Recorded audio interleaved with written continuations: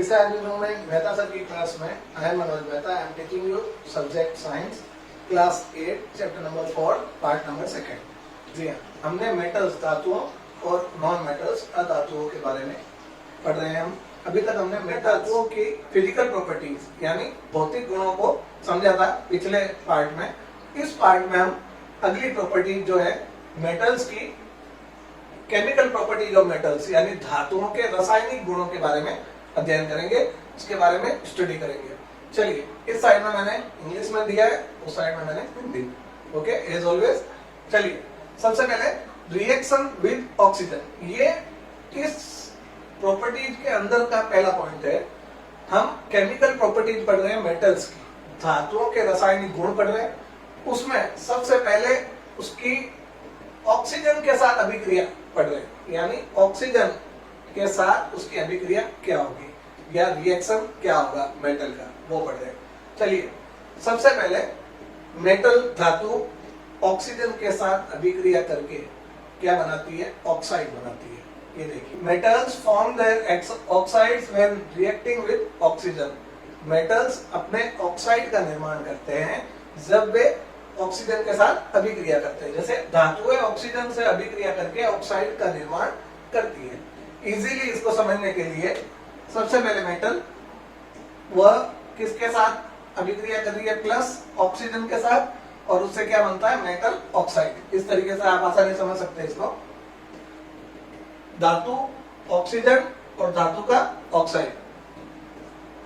चलिए, अब अभी तक आपको ऐसा लग रहा होगा कि ये चीज समझ में नहीं आ रही है। मैं आपको डीपली बता देता हूँ। सबसे पहले तो चाहे किसी भी धातु और धातु की वायु के साथ अभिक्रिया कहो, रिएक्शन विद एयर, या रिएक्शन विद ऑक्सीजन कहो, या बर्निंग जलते हुए किसी चीज की अभिक्रिया कहो, तो वो सब ऑक्सीजन के साथ ही होती है।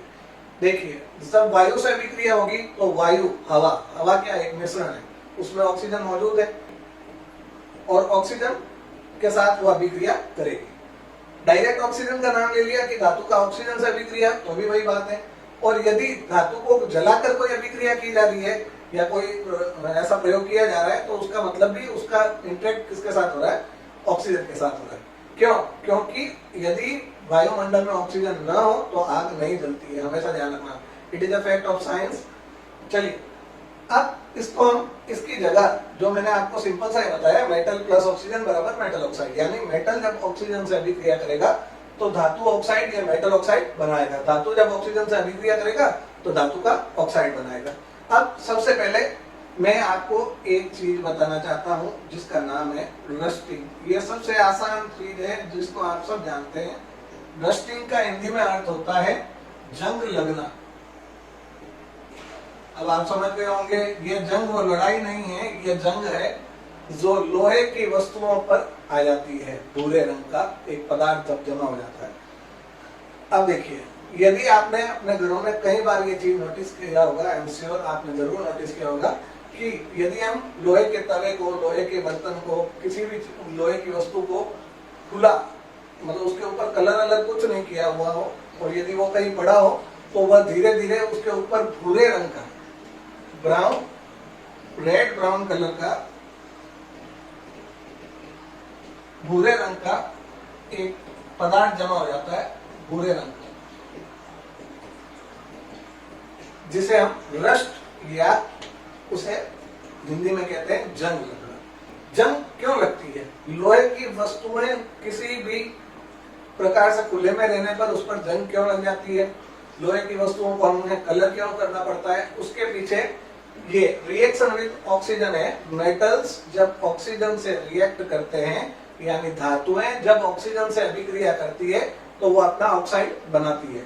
आपने ये चीज लोहे के साथ नहीं देखी होगी, उसके अलावा आपने कॉपर, तांबे की जो बर्तन होते हैं हमारे घर पे, वो भी आपने देखे होंगे कि जब साफ किए हुए हो तब चमकते हैं, लेकिन कुछ दिन उनका प्रयोग कर लो आप, थोड़े दिनों बाद उसकी चमक गायब हो जाएगी, उसके ऊपर हरे रंग का कोई पदार्थ इकट्ठा हो जाएगा। तो वो भी क्या है? वो भी एक प्रकार की जंग है, वो भी एक प्रकार का ऑक्साइड है। चलिए, तो यही चीज आपको आसानी से समझने में सहायता करेगी।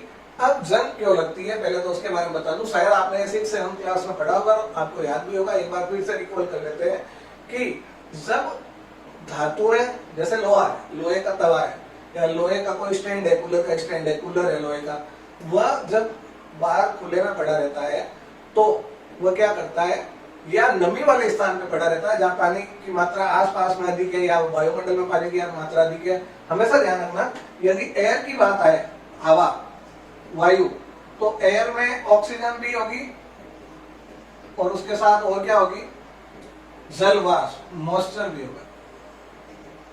ये हमने पहले की क्लासों में पढ़ा है कि वायु एक तरह का मिश्रण होता है जिसमें कई प्रकार की गैसें भी होती है, धूल के कण भी होते हैं और उसके अलावा उसमें मॉइस्चर यानी जल वाष्प की मात्रा भी होती है। तो जब धातुओं खुली स्थान पे पड़ी रहती है तो वो हवा में उपस्थित इन चीजों के संपर्क में आती है। किस किस के? ऑक्सीजन और जल वाष्प, ऑक्सीजन और मॉइस्चर। तो ऑक्सीजन और जल वाष्प से जब धातुएं संपर्क में आती है तो वो एक अभिक्रिया करती है और उस अभिक्रिया के दौरान वह क्या बनाती है, ऑक्साइड। और यही मैंने सबसे पहले आपको बताया था, मेटल प्लस ऑक्सीजन बराबर मेटल ऑक्साइड। अब इसमें क्या हुआ, जंग लगने की प्रक्रिया में सिर्फ ऑक्सीजन का रोल नहीं है, उसके साथ जल वाष्प है। जल वाष्प को हम क्या कहते हैं, H2O, जल, जल यानी पानी, वाटर, वाटर को हम क्या कहते हैं, H2O। तो इसमें सिर्फ ऑक्सीजन के साथ अभिक्रिया नहीं हो रही है, उसके अलावा वाटर के साथ भी हो रही है, जो किसमें मौजूद है, वायु में मौजूद है। ठीक है, इसके बाद इसको क्लियर कर देता हूं मैं। अब आपको जंग के फॉर्मूले के बारे में बताता हूं। सबसे पहले मेटल, अभी हम किस मेटल के बारे में बात कर रहे हैं, लोहा। लोहे को इंग्लिश में कहते हैं आयरन, और आयरन का सिंबल क्या होता है, Fe। हमेशा लोहे को अभिक्रिया में या फॉर्मूले में दर्शाया जाएगा तो Fe से दर्शाया जाएगा। यदि आपको ये चीज नहीं लग रही हो तो इसके बारे में मैंने एक वीडियो बनाया है, कॉमन वीडियो, आप उसको देख सकते हो, सिंबल्स ऑफ एलिमेंट्स यानी तत्वों के प्रतीक। यदि आप देखना चाहे उस वीडियो को तो ऊपर जाकर लिंक पर आई मार्क जो बना हुआ है उस पर क्लिक करके उसको देख सकते हो। और इससे पहले का पार्ट यदि आपने नहीं देखा हो इस चैप्टर का तो वह भी आप आई मार्क पर क्लिक करके देख सकते हो। चलिए, Fe यानी लोहा हो गया, प्लस ऑक्सीजन O2, ऑक्सीजन हो गया, और उसके अलावा जल वाष्प H2O। तो ये अभिक्रिया करके क्या बनाती है, अभिक्रिया को हमेशा इस तरीके से दर्शाया जाता है, ध्यान रखना, रिएक्शंस जो होते हैं उनको अभिक्रिया को इस प्रकार से दर्शाते हैं। Fe यानी लोहा, आयरन, लोहा प्लस ऑक्सीजन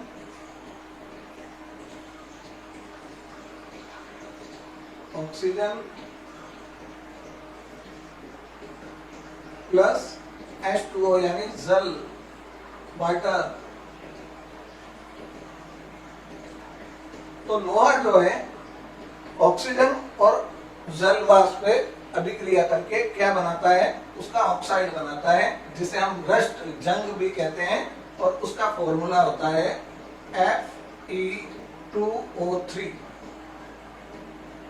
Fe2O3 ये जंग, रस्ट का फॉर्मूला है, केमिकल फॉर्मूला Fe2O3। ठीक है, फिर से एक बार दोहरा देता हूं। हमने रस्ट, जंग लगने के बारे में बात की थी। जंग कब लगती है, जब कोई लोहे की वस्तु वायु में उपस्थित ऑक्सीजन और जल वाष्प से अभिक्रिया करती है, तब उस पर भूरे रंग का एक पदार्थ जमा हो जाता है पाउडर के रूप में। आई एम श्योर आपने नोटिस किया होगा। तो वह चीज क्या होती है, जंग होती है। उसको केमिकल फॉर्मूले में या अभिक्रिया के रूप में किस प्रकार दर्शाया जाता है, Fe यानी लोहा, लोहे का सिंबल जो होता है वो Fe होता है, ऑक्सीजन का सिंबल है O2 और जल का सिंबल है H2O। इन तीनों की अभिक्रिया से क्या बना है, Fe2O3 यानी आयरन ऑक्साइड। आयरन ऑक्साइड बना है इससे, आयरन ऑक्साइड।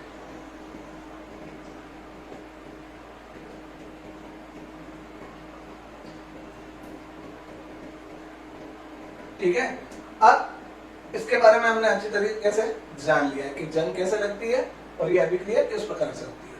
लेकिन अब अगला पॉइंट है इसमें,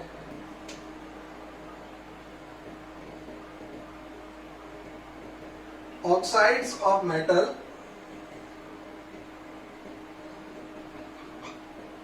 आर बेसिक इन नेचर।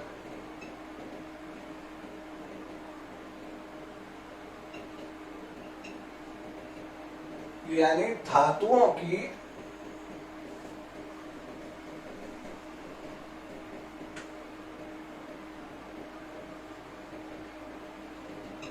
धातु ऑक्साइड की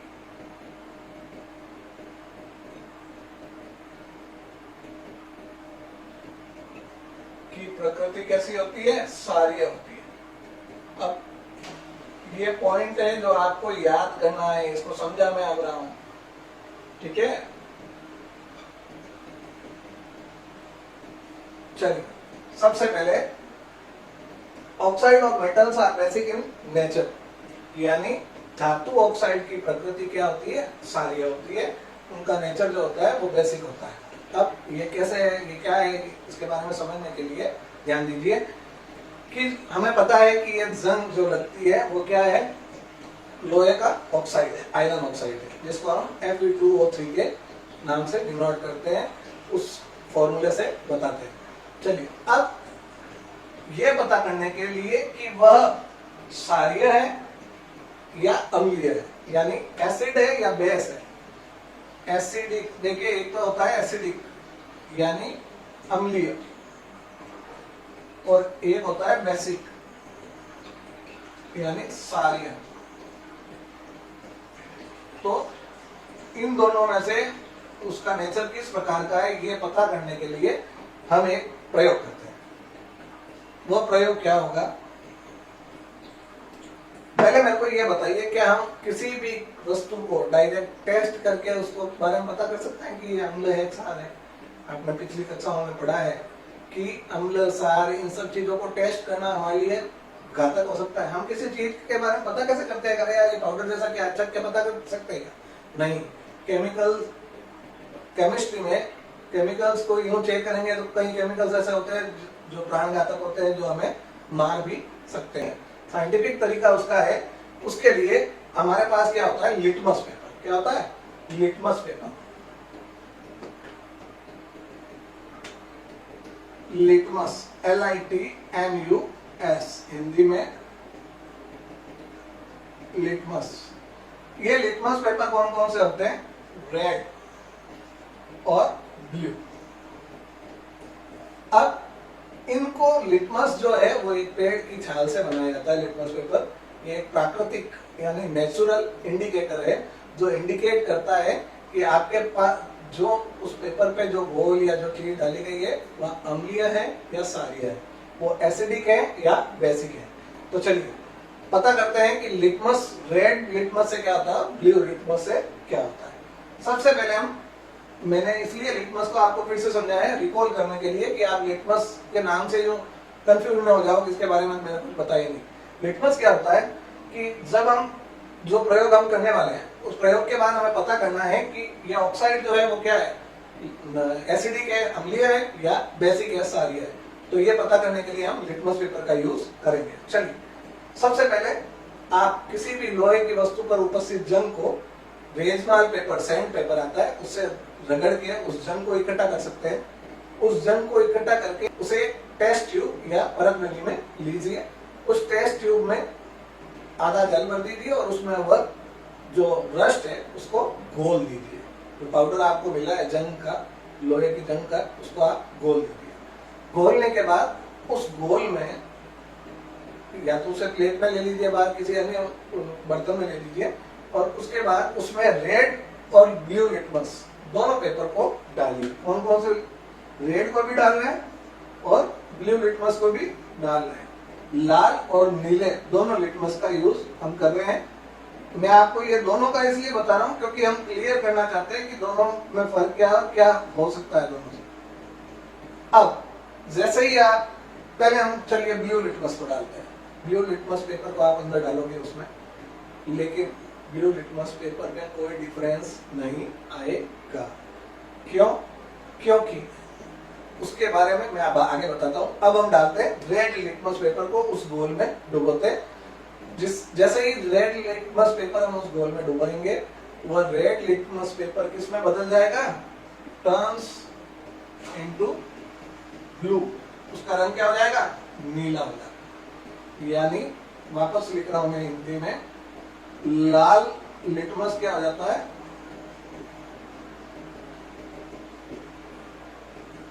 नीला हो जाता है। अब ये क्या हुआ भाई, कलर कैसे बदल गया है? उसका अर्थ है क्योंकि अम्ल जो होते हैं वह तो करते हैं ब्लू लिटमस को रेड। ध्यान देना फिर से, दो लिटमस पेपर है हमारे पास, रेड लिटमस पेपर और ब्लू लिटमस पेपर। पहले मैं ब्लू की बात कर रहा हूं। यदि ब्लू लिटमस पेपर को अम्ल में डाला जाए तो वो अपना रंग क्या कर देते हैं, लाल कर देते हैं। यानी इससे एक चीज क्लियर हो गई कि acids turns blue to red, blue to red. फटाफट लिख देता हूं, लिटमस नहीं लिख रहा हूं। यानी एसिड्स, अम्ल जो होते हैं, अम्ल जो होते हैं वो क्या करते हैं, नीले लिटमस पेपर को लाल कर देते हैं। लेकिन अपने यहाँ क्या हुआ, नीला लिटमस पेपर हमने डाला तब कुछ नहीं हुआ था।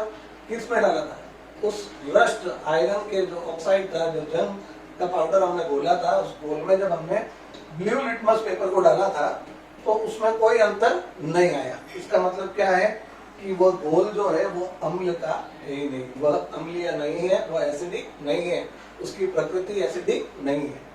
अब हमारे साथ हुआ क्या है वो जानते हैं।